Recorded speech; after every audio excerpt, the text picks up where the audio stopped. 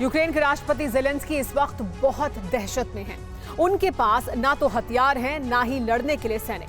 Putin Zelensky की इसी कमजोरी का फायदा उठा रहे हैं। अब पुतिन पलटन कीव को फतह करने के लिए कूच कर गई है, जिससे ज़ेलेंस्की बहुत परेशान है।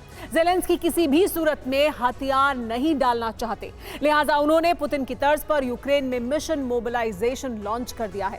साथ ही नेटो सैनिकों को वॉर ग्राउंड पर उतार दिया है। तो सवाल यह है कि क्या यूक्रेन को बचाने के लिए पश्चिमी देश डायरेक्ट युद्ध में उतर चुके हैं? लोगों को घर से उठाया जा रहा है। Та що він преступник чи що? Що ви його ловили? Він що з оружием чи що? दफ्तर से उठाया जा रहा है।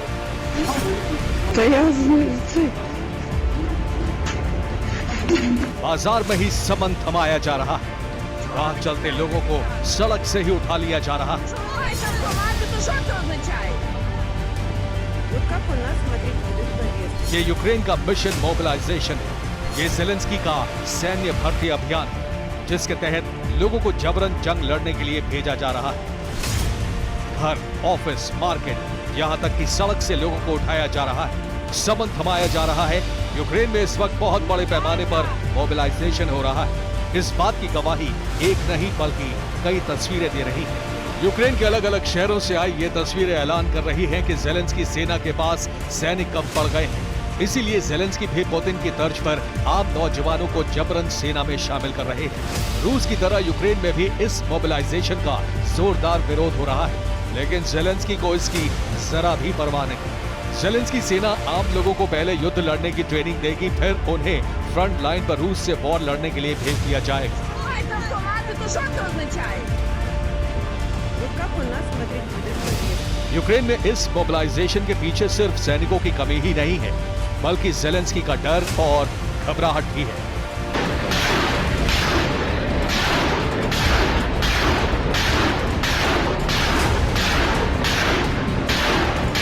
नए साल में पुतिन के हमले बहुत ही विध्वंसक हो गए हैं। इस हमले में हथियारों और जवानों की कमी से जूझ रहा यूक्रेन तबाह होता जा रहा है।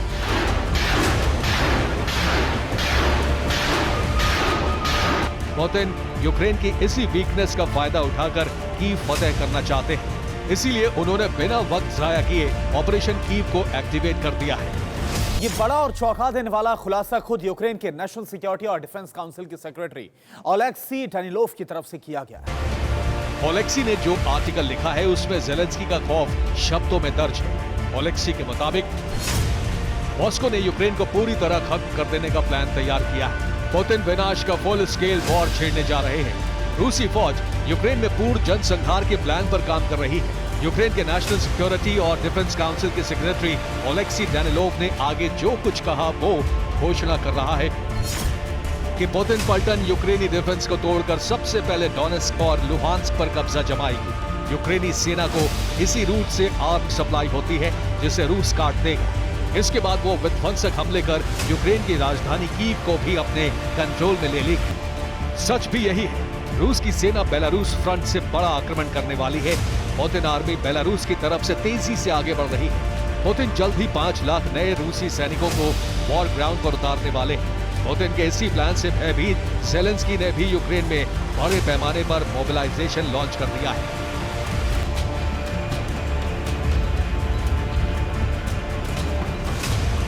अमेरिका, ब्रिटेन समेत कई नेटो देश भी यूक्रेन की लड़ाई लड़ रहे हैं। पश्चिमी देश सिर्फ यूक्रेनी फोर्स को हथियार ही नहीं दे रहे, बल्कि उनके सैनिक भी रूस के खिलाफ जंग लड़ रहे हैं। इस बात का प्रमाण तब मिला जब वॉर जोन में अमेरिकी सील से रिटायर्ड कमांडो मारा गया। इस कमांडो का नाम था डैनियल डब्ल्यू स्विफ्ट। इससे पहले रूस 2 अमेरिकी सैनिकों को पकड़ चुका है। रिपोर्ट्स के मुताबिक रोमानिया और पोलैंड के रास्ते बड़ी संख्या में विदेशी सैनिक यूक्रेन पहुंच चुके हैं।